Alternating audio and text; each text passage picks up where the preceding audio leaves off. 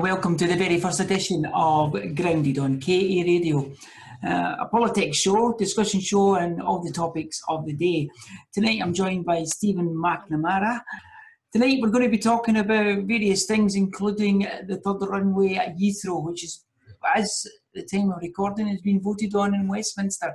We're also going to talk about funding for charities. Should it come from the public purse? Stephen. Yes. Thank you, Cheryl. Good to join you here again. It's been a while since I've, walked these studio floors.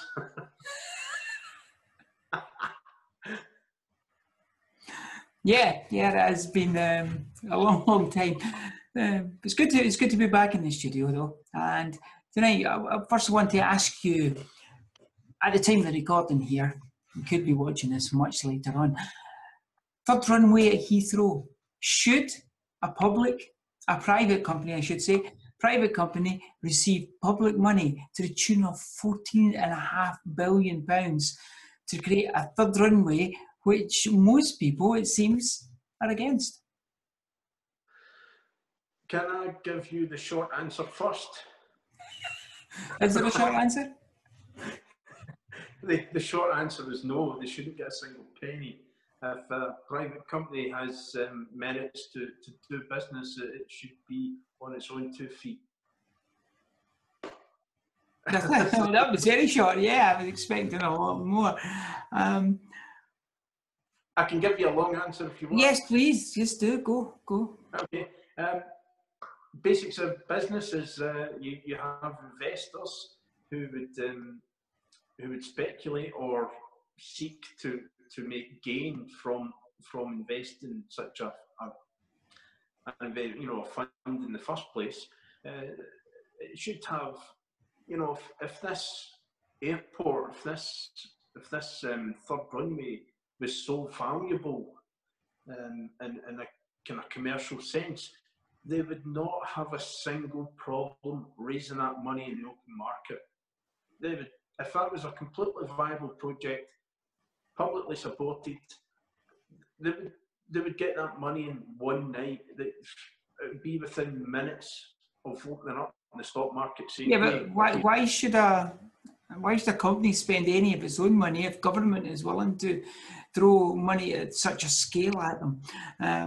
Those pro the runway say that the public in general will gain massively having a third runway, including our very own Nicola Sturgeon here in Scotland, who seemingly is a big supporter. I have no idea why. I've no idea myself either. Well, we can't speculate. She's obviously no, I can't speculate. Promised backhanders from the Westminster government in some form or other, either to Scotland itself or to her government, maybe concessions on other matters. I do believe she was quoted in saying that Scotland as a whole would benefit from tourism from a third runway. I would argue that Scotland would benefit more if we independently picked up our own airports and our own incoming flights from whether it be America, Europe or beyond. Yeah, now one of the SNP's defences of in their argument of supporting this third runway was that they were going to create some jobs at Prestwick. 14.5 billion would well, let's put this in perspective then. £14.5 billion is 45% of the Barnett formula, the pocket money that the Scottish Government received this year. So they're spending it on one project in London, it's always London, 45%, think of that.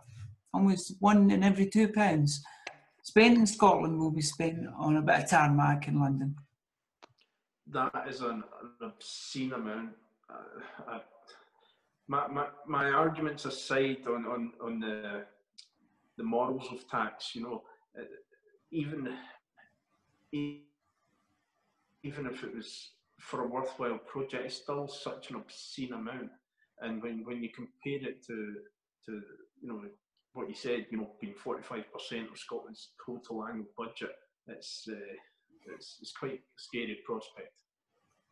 Those against it are not just monetarily against it. It's the noise pollution, it's the air pollution.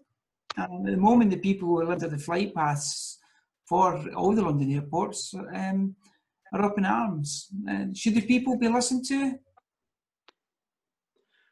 Absolutely. It's having a detrimental effect to their own personal private properties. They should not be subject to such an obscene intrusion into their lives, into their personal lives. Mm-hmm. The very honourable, I laugh, the honourable gentleman, that's the word I'm looking for, the gentleman, Boris Johnson, campaigned long and hard for a new airport, never mind runway, in the Thames estuary, I believe. Would moving, not doing a third runway at Heathrow and having a brand new one in the Thames estuary, would that be something that you could support? I would have to look into the facts more, but in theory, if the company bought this section of river, if the company invested the money without the taxpayer subsidising it, then I would have little personal Well, that doesn't seem to be the case anymore. Any of these massive projects in the south of England always seem to be public money it's used for private gain. Now, I do know your own party's views is very pro-business, but is it at the expense of taxpayers' money? Absolutely not. The pro-business argument is that, it's about the free market argument. When you get taxpayers subsidising one business against others, that is not really free in the true sense of the word. It's corporations piggybacking and getting an unfair advantage over the rest of the market. They use tactics such as lobbying and things like that, and quite often you'll find that the government, MPs in government, their families, their own personal lives are actually financially benefited by the decisions they take in Westminster. It seems to be the modern way, though, that companies, no longer big companies, massive companies, multinational companies, do not need their own money for investment and grow bigger on the back of government and public purse. I would argue this is unfettered capitalism at its worst. Well, perhaps not unfettered. I would certainly use a different term. It's not fair. It's an unfair advantage given. Certainly, personally speaking, if I was running a business and the taxpayer, the government wanted to give me money, I wouldn't turn it down. That would be illogical. It would give me an unfair advantage, though, against other businesses I was competing against. So it's a relatively simple matter. The better a business is, the more it will grow on its own merits, off its own back. Good business leads to other businesses copying it, looking for best practice. Surely now the maxim is that some of these companies are too big to fail. We've seen that in the banking sector in the last 10 years, where I thought capitalism was the fact that, as you say, if you're successful, you'll succeed. If you're not successful, you'll go to the wall. That's no longer the case, though, is it? Well, in a free market, it would be the case. And there's really no such thing. It's made up. It's entirely fabricated. That's too big to fail nonsense. There's not one single bank out there that really is too big to fail. quite frankly, every single one of them that were struggling should have been just left to it. There was plenty of other options, fair and certainly options that would have saved the taxpayer a hell of a lot of money that really, would have been better spent elsewhere if it had to be spent at all. Where would you spend the money then? I would give it back to the people who paid it. What kind of mechanisms in place to do that, though? Surely the government would argue they're giving the people the money back by better services, etc. They're giving the people the money back by monopolising services. Not quite the same thing. They can try and say it's a better service or try to improve something, but it's, more often than not, it's not the case. Well, we've had a case in England especially, and to a degree here in Scotland, that rail companies, private rail companies, have taken on the rail franchise on the East Coast Line and failed miserably. Virgin, who don't fail in much, it seems, have failed. There's now a call for nationalising all the railways and bringing the tracks and the service under one banner. How would you feel about that? Well, I wouldn't personally support it, but at the same time, it was never really denationalised to a certain extent. All it was crony capitalism. These were companies that were handed a monopoly, and there was no incentive for them to actually succeed at it. It's no wonder most of them, or many of them, struggle. So what's your answer to the railway conundrum? Well, some of the earliest, or almost all of the earliest railways were all privately run. The land was bought privately. The rails were laid privately. The services on them were run privately. Look at the local one, Kilmarnock to Trim. That wasn't even a steam. That was before the steam engines. That was horse-drawn carts on rails. Were they successful though? Yes, it's still there today. I don't know how though. It was successful in its day, and it modernised and upgraded as needed. Many of the Victorian era viaducts built at the time are still there, standing today. It can be argued the Libertarian Party are rooted in Victorian times and Victorian values, etc. How would you answer that? The Victorian times did give us a lot to be proud of. It's we've moved on technology-wise. So you're not in favour of kids going up chimneys to clean them, or the modern day equivalent? The modern day equivalent, you would have an automatic hoover down that, vacuum cleaner. Okay. But it's so what about robot rights? Well, we're diverging from the subject, but just as time. Sorry, we'll go back on track.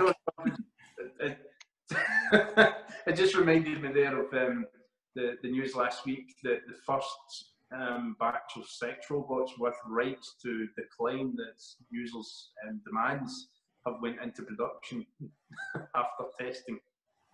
So it's a very relevant question after all.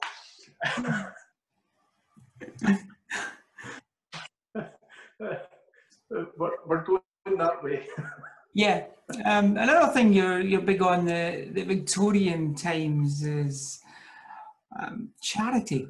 You believe that if there's a service to be managed, it should be managed by charity rather than the public purse. Can you explain a bit more about that, please?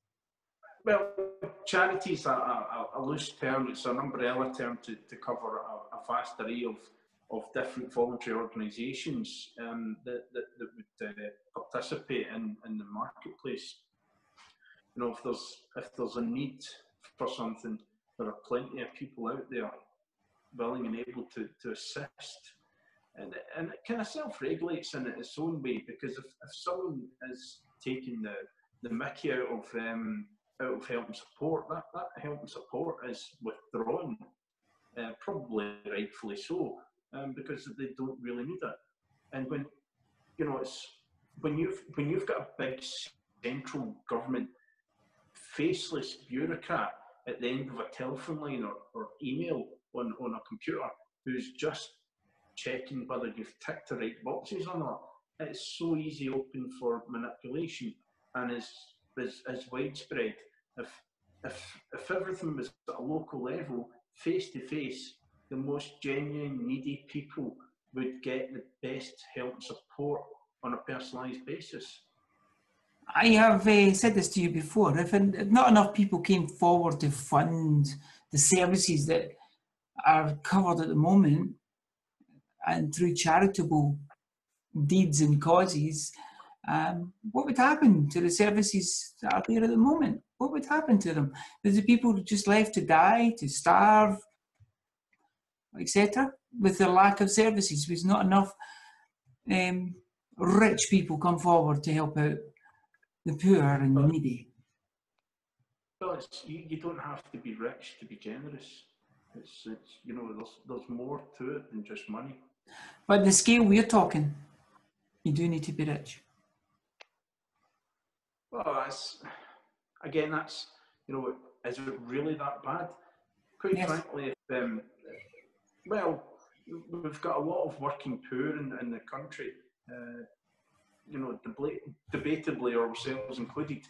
Now, it's a case of, you know, I've seen that, you know, the charity we're about to talk about has been donated a vast sum of money from the taxpayer's pocket.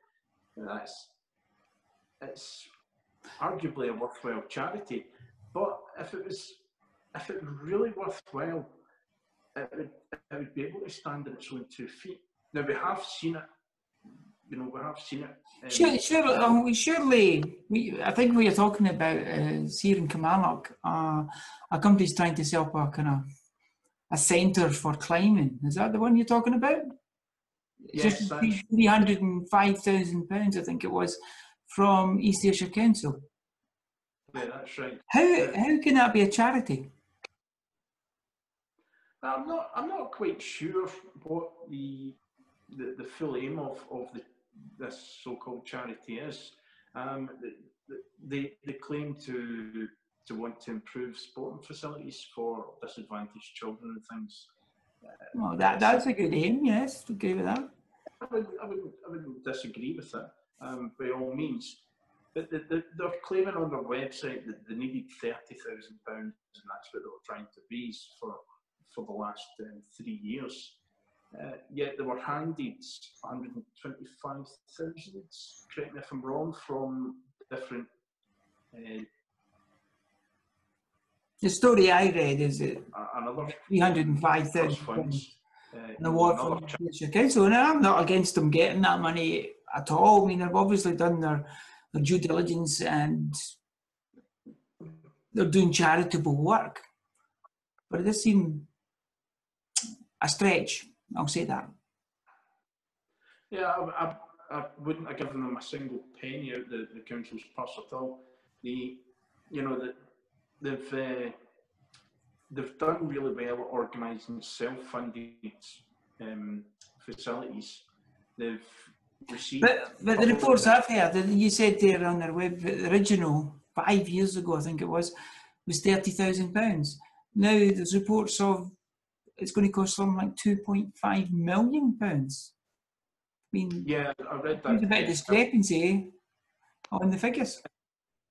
It's a huge discrepancy. I think it might just be down, you know, in fairness, they're not here to defend themselves, and we haven't. Of course not, no.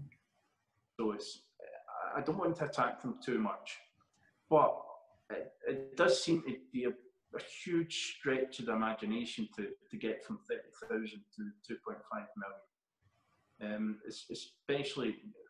Especially when, you know, they were already funded through lottery funding.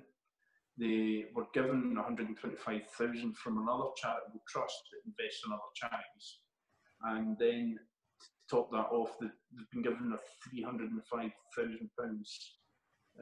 You know, that's nearly a third of £1 million. Well, like I say, we're not here to browbeat any one particular organisation, business or charity. more generally discussing where public money should go and where public money should come from. You're very against the tax. I was going to say tax system, but just tax in general. How would you fund vital services going forward with no tax? Let's cut tax tomorrow.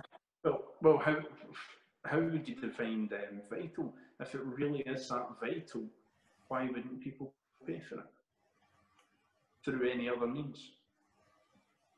Again, we're back to the argument. Take the health service, for instance. To fill what the National Health Service does at the moment with charitable institutions, I would venture is impossible. Maybe impossible from charity alone, but it's not the only option. Now, I think the Scottish Government currently spends an average of £2,500 per head of population in Scotland. Now, that's an awful lot of money. I've seen it, where you can get private health insurance that covers some of the services offered by the NHS, but at a fraction of the price compared to the NHS equivalent. Yes, I've seen you post about this, and it looks, on face of it, we each pay £2,500 per year to use the health service, and you get health insurance for, I think you quoted £125 a year. The difference is, though, that 125 is piggybacking on what is there already for the National Health Services and other private institutions like Bupa, etc. So if you were to take the funding and the NHS away tomorrow, all the infrastructure and all those years of experience would disappear. And I think your insurance premiums would be a lot more than £125 a year to cover that shortfall. Yeah, of course it would. And I think my original post through the party's Facebook page went along with the question, what would you do with the difference of the money? Common sense answer would be buy better health insurance. But at the same time, you seem to have a great faith in people, don't you? That they're going to do the right thing. Give somebody a wad of money, whether it be a big tax rebate because we don't tax them anymore, we don't pay in national insurance anymore. And I'm not saying that it's not used well. That's another argument. That they will go and say, well, there you go, I've been given £2,500, I'm going to invest that in health insurance. And the health insurance people will invest that in hospitals and MRI machines and all the rest of it. I think you and I both know that will not happen. The people won't spend their extra money on health insurance, and the insurance companies sure as hell won't spend it on the infrastructure. Well, one of the key things that the party is vocal about is about personal freedom. But with that personal freedom comes personal responsibility. Now, if you have the means to look after yourself and you don't, that's a completely different issue from someone who's struggling to have the means. What happens to those people that struggle, though? They're struggling now under a free-to-use health service. They struggle badly. They lack resources. It's a postcode lottery in some instances for some diseases. You take that away. What do these people do? Again, we're back to Victorian times, and they're relying on the Lord of the Manor to come along and feed their kids and etc., etc. It didn't work then. It won't work now. Well, there was plenty of things that worked back then. It didn't work for everyone. Yeah, I know what worked back in Victorian times. The Empire worked. Go and stick a 16-pounder gun in some, I was going to say some bad words there, but some person's face in his wee island and say this is now Britain. And that's what worked for a while. Yeah, it worked. Victorian times were full of great stories of stuff. Maybe we should all be Florence Nightingales with a lamp going round the poor places, yeah. People sleeping in coffin beds. Yeah. I'm sorry. Your heart's in the right place. I'll give you that. Your heart's in the right place. But why do you want to return to a time before the Second World War when people died? People died because their families either said, we get a doctor out to wee Joe there, or we buy some food to feed Joe's 5 brothers and sisters. Sorry, Joe, you're going to have to die. That was the stark choice that people had. And that's what you want to return to.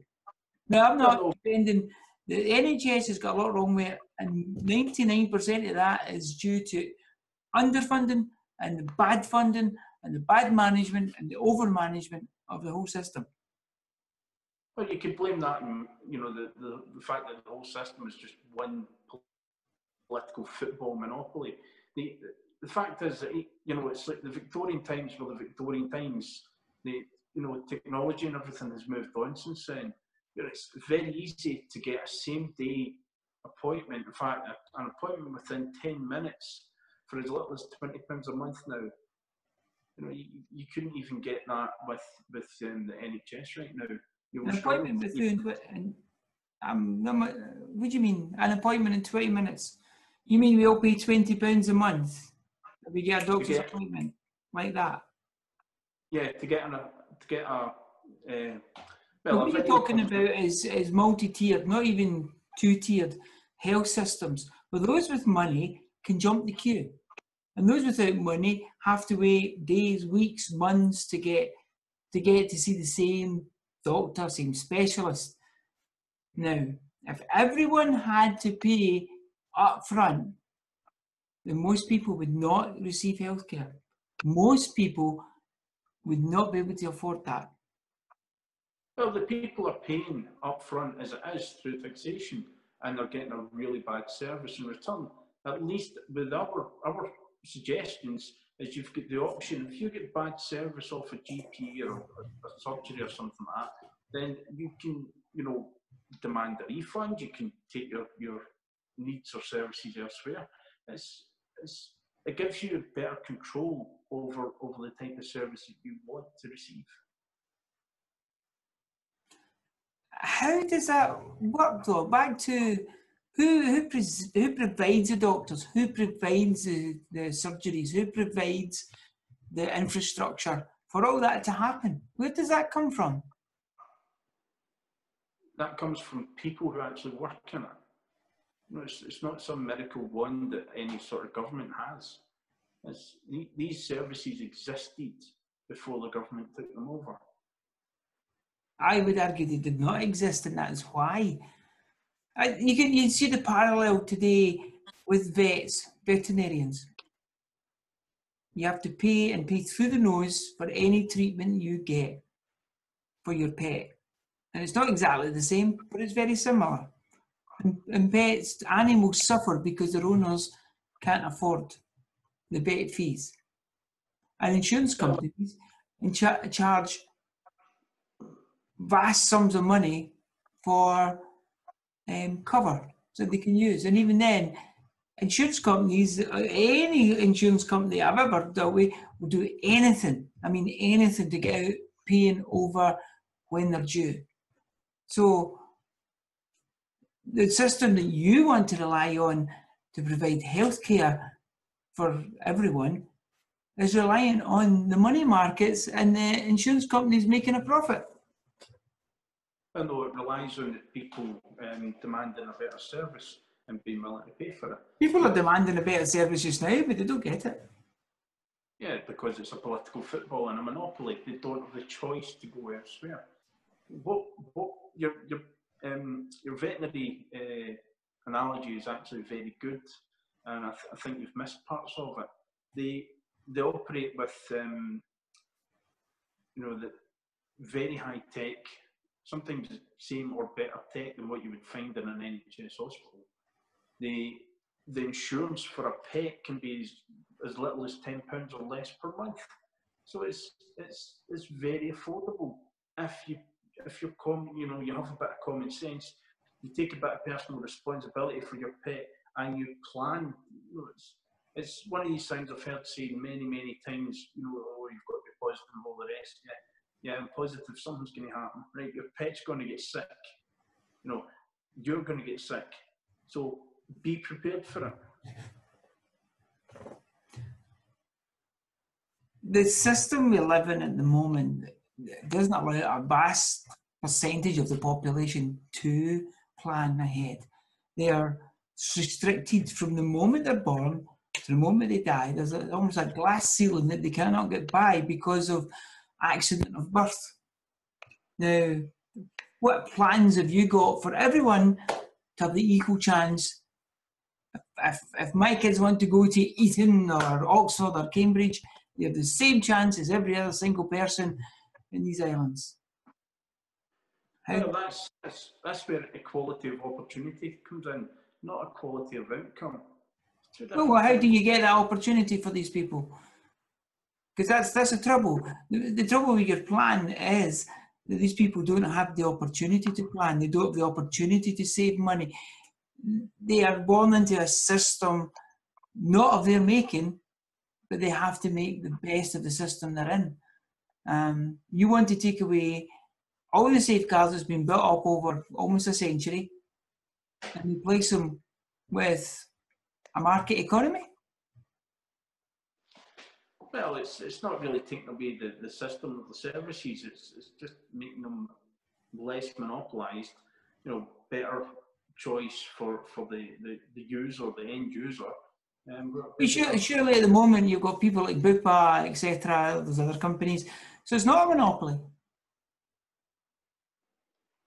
Well, there is a monopoly because they are simply piggybacking off, as you said earlier on, they're piggybacking off the NHS. If there was the genuine choice, then these services would be greatly improved. You say that, but you don't offer any concrete examples about how it would be improved. Can you give us some? Well, the veterinary services, as you said before, the veterinary service offers a great service for pets, and there's no government subsidies or funding involved in that, as far as I'm aware. Certainly not made very public if there is. So there's no reason why personal health, which would be a greater demand than pet health, wouldn't end up the same. So I want you to, in a nutshell, wrap up what you're proposing to give the people a better health service, a better, what's the word I'm looking for? Better spend of public money. What would you do? It would have to be in small baby step stages, you know, and it maybe be at odds with what the party would say in general. But from personally speaking, there's baby steps needed for anything you do in life, and that includes politics. You can't just go in and start, you know, redrawing every line and map and law without there being some sort of consequence, intended or otherwise.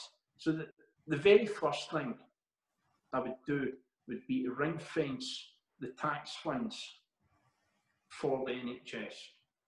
The second thing I would do is run the ring fence fund, let's call it the national insurance for want of a better description.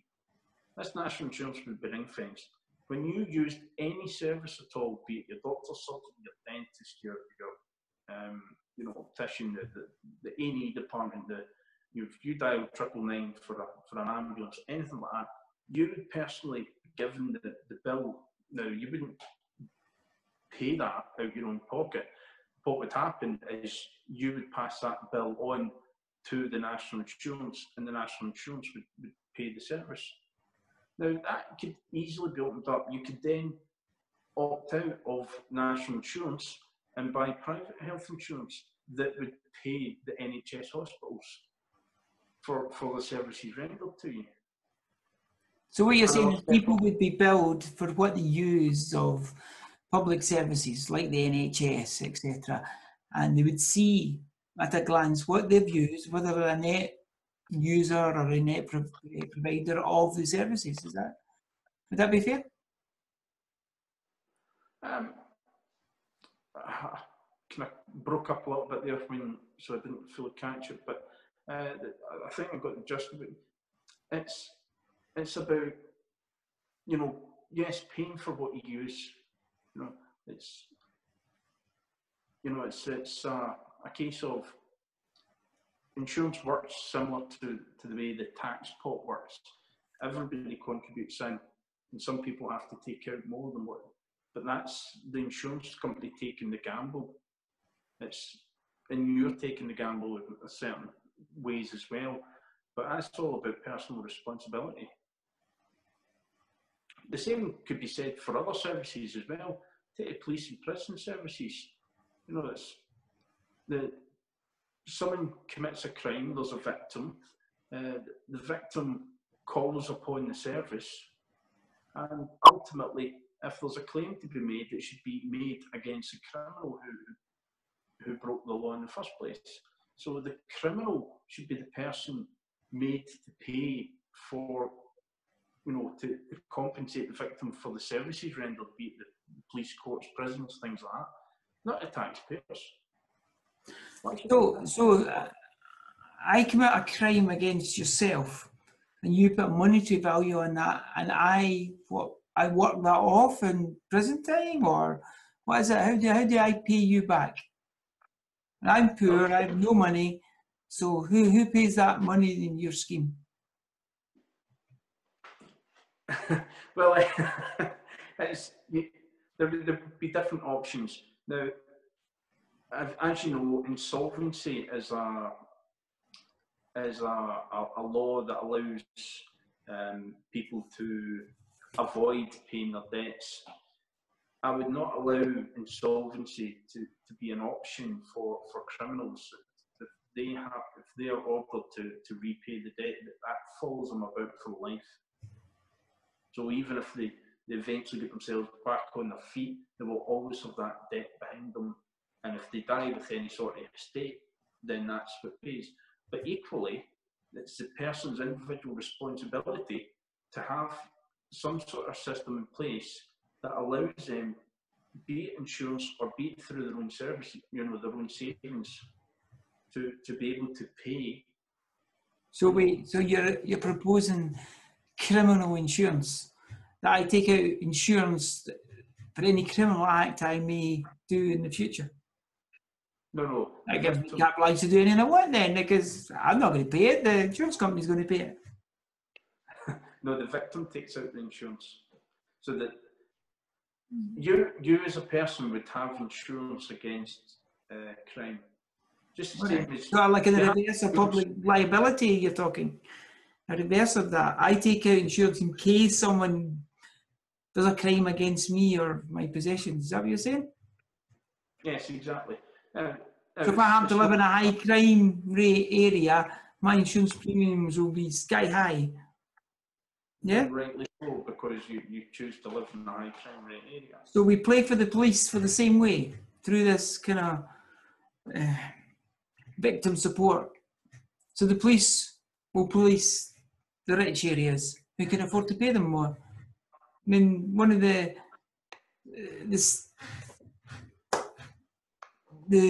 rocks that the idea of a police force is that the police are neutral to everyone, serve everyone. I mean, we know this is not the case, right? Let's not go there, but I'm talking the premise of the police is everyone is equal and everyone is innocent to be proved guilty, etc. What you're proposing will be the people who can afford it will get a better service from the police and the prisons than the people that can't. Now, if I'm rich, whether it be through hard work or accident of birth, I commit a crime, and you've put a monetary value against that crime, I take it. Say £1,000. If I'm poor, I can't find £1,000, so I have to work that off in your prison, your private prison. If I'm rich, Daddy will pay. There's £1,000. Off you go. Yes? No? It's an oversimplification of it. certain crimes you would not want to have the person still roaming the streets. You know, for example, something that killed someone. Is that not what we have just now? What do you mean? Well, we have laws and police, etc. that if someone to do a heinous crime like murder, they don't get to walk the streets. Is that not what we've got? You're adding this layer of that there's a debt to be paid. Now, we see this in America. And we see worse in America, there's 3 strikes and people are put away for life. Now, this is legalised slavery returning to America. We'll not even go into the colour of the skin of most of the inmates, but we can guess that they're black. That may be an uncomfortable truth, but that's the truth. And these people work in private prisons for big corporations for their profit. That is slavery. And that sounds very much like what you're proposing here. Well, no, it's a world away from what I'm proposing. The prisons would have to compete for the people who are being sent to. So it's compete. How does a prison compete? Well, it'd be kind of like a job interview. So someone's committed a crime.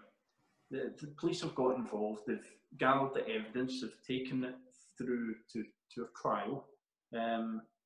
The court has found the person guilty. At that point, it's then a case of the court may say that no, a prison sentence is inevitable for this. You will not be allowed to walk the streets for a determined period of time. Now that time would be increased or decreased depending on your personal ability to make amends, so to speak. So you would then be lined up with, kind of like an interview. So someone from each of the local prisons or regional prisons would come along and interview the person. What skills do you have? What would you be able to offer us? They would barter. So say, for example, the cost of the crime was £10,000. That might be a year worth of work. So that the prisons would say, right, okay, we'll imprison you for 9 months for full-time labour, in exchange of the full-time labour, and we will pay that debt for you. So it's probably a much fairer system than anything America has. America still charges the taxpayers for the prisons, even though the prisons profit from the labour of the workforce, the labour of the inmates.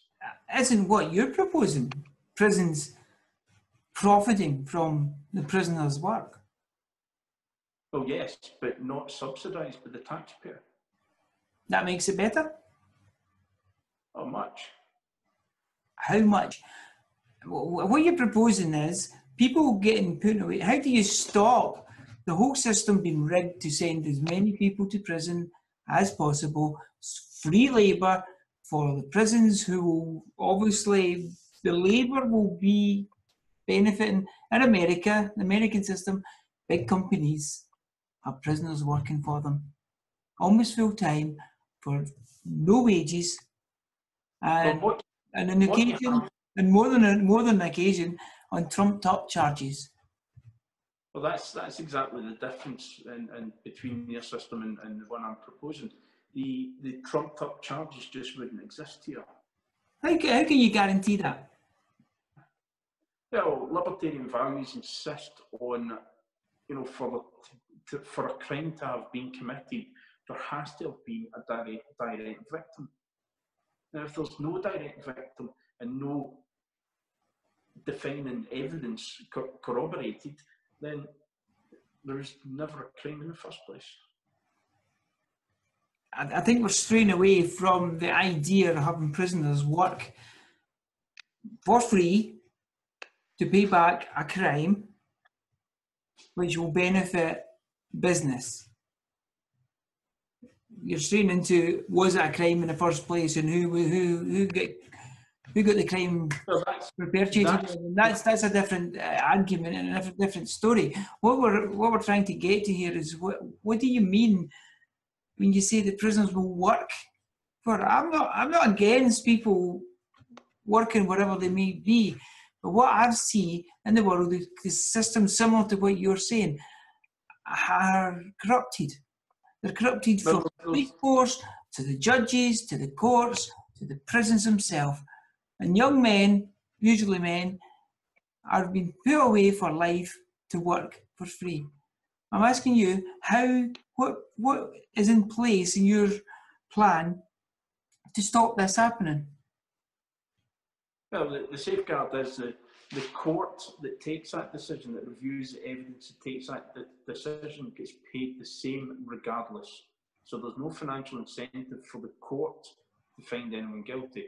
Secondly, is the laws would be amended so that all crime would have to have a direct victim, otherwise it's not a crime. So, for example, marijuana laws just wouldn't exist. Nobody would be lifted just because the cop smells a bit of marijuana whenever they open the car door. That just wouldn't happen. That happens in other countries. That's one of the weak spots that allows corruption in. And how do you propose to stop that corruption happening? Because it doesn't matter, upfront costs and upfront gains for the court. How do you stop the back door, the backhanders, the I'll scratch your back, you scratch mine scenario? It seems to pervade right through government and business in the Western world. Well, just like everything else, courts would be open to public scrutiny. Who pays for that? Sorry? Who pays for that scrutiny? Who pays for it? The journalists. Journalists? Yes. Well, if a court, as courts are just now, many of them, not all of them, but many of the courts are open to public scrutiny. Any member of the public can walk in and watch the vast majority of trials. Journalists do get better access.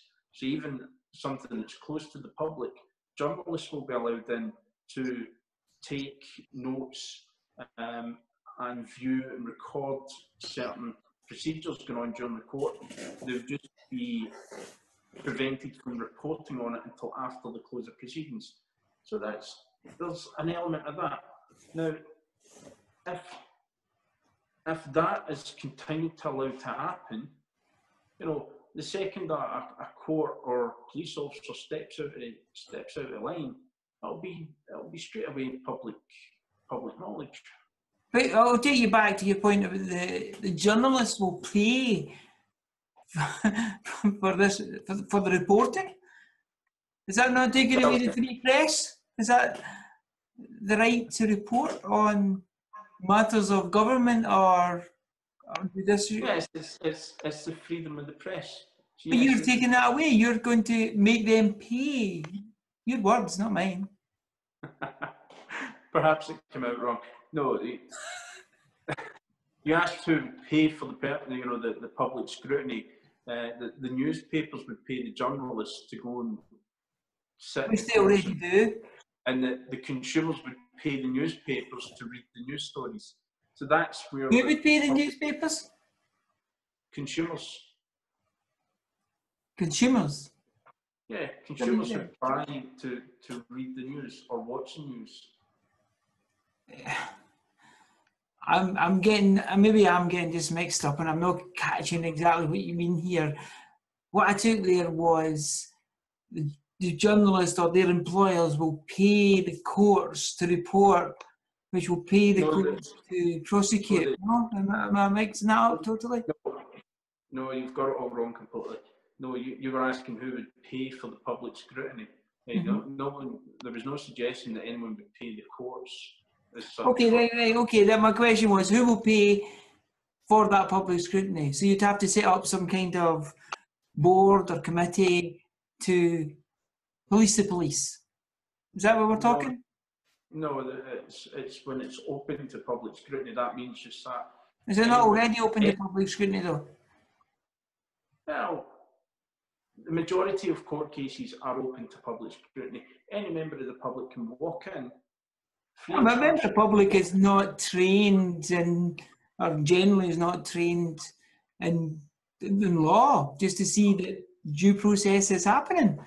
Is that you seem to be relying on the goodwill of people knowing what they're looking at and what they're doing. And this goes back to the crux of your charitable taking over public services, that somebody out there is going to take up the mantle for the poor, for the needy, for the disadvantaged.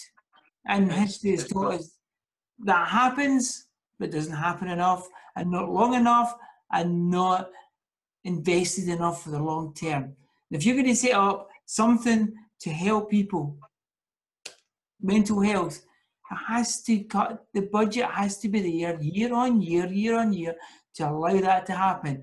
Under charitable, and it's back to the same thing we're talking about the courts, but this to run properly, the funding needs to be known to be there. Now, if you're relying on philanthropists to come along and say, oh, here's a couple of thousand this week, next week, I don't have the money, so what do you do? What do you do? Well, it's a slight diversion from the original question. Well, it is a diversion, but it's not totally. It's back to this argument the Libertarian Party seems to have of charity will solve all our problems. Well, no, not charity, and it won't solve all the problems. The free market as a whole will solve many problems, but it's down to personal individuals. You have to be prepared to make an effort at solving your own problems. But surely the free market will say that if you're a big gun, you will be a bigger gun with nothing to hold you back, and you will just decimate. We see this in the supermarkets, to the local corner shops. For the last 50 years, it was once said that Britain is a nation of shopkeepers. Well, it's no longer, because Tesco and Asda and all these places have destroyed them. And that's what the free market does. The free market allows the big boys to kill the little boys, and that's it. That's not destruction. That's evolution. It's the small corner shops have developed and evolved to compete with the larger supermarket chains. So it's part and parcel. You either develop your business to stay in the game. It's a game with no end. It's a never-ending cycle. It's such as life is itself. But the game is loaded from the start. In what way? Well, if you have the facility to have money, whether it be family money, business money, you start off with an advantage. If you come from a disadvantaged background, you will never be able to compete with these people. And you'll probably give me 2 or 3 examples where the little guy has come through and became one of the big guys. But these are the exceptions that prove the rule, really. Well, no, I'm sure you read this year's Sunday Times Rich List, and was it 97% of the people on it were self-made. They started with nothing. So it's I'll get it. Like Mr. Trump, he's self-made, isn't he? Not as far as I'm aware, no. No. He is. He only got 100 million from Daddy. Yeah. Well, he wasn't on Sunday Times Rich List this year, but that's the point. Listen, we're coming to the end of this. Thanks for a lovely discussion. We've kind of went around the houses and that. This has been the first of a series of conversations with the Libertarian Party on this show, and hopefully we'll bring discussions with many of the other political parties here in Scotland and beyond. Thanks for listening. Good night.